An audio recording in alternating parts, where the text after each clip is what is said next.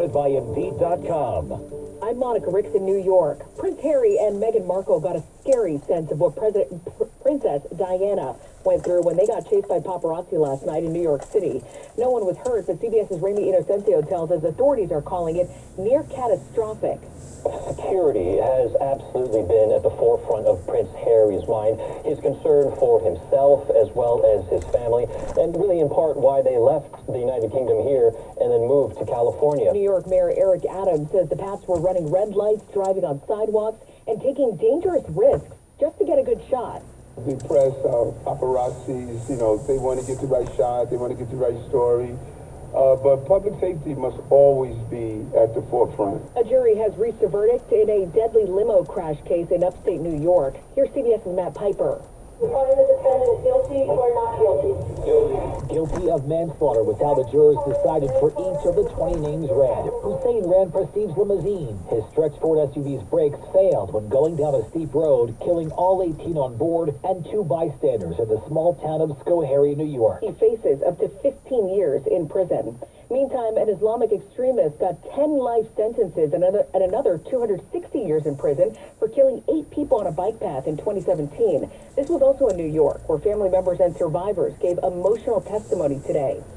California Congressman Robert Garcia introduced a resolution today to get George Santos kicked out of Congress.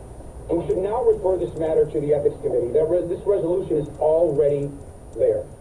Now, every Republican should stand up and join us to defend this body and expel George Santos. Santos has been indicted on more than a dozen federal charges. A vote is expected sometime tonight.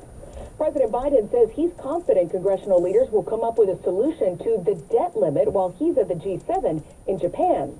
The president says the negotiations are about the outlines of a budget, not about whether the U.S. will pay its debts. America is not a deadbeat nation. We pay our bills. The nation has never defaulted on its debt, and it never will. And while the president talks to world leaders, he says debt ceiling talks will continue among high-level staffers. Linda Kenyon, CBS News, the White House. 29% of adults now say they've been diagnosed with depression. CBS's Jim Krasula tells us that's a 10% bump from 2015 and a new record in the U.S.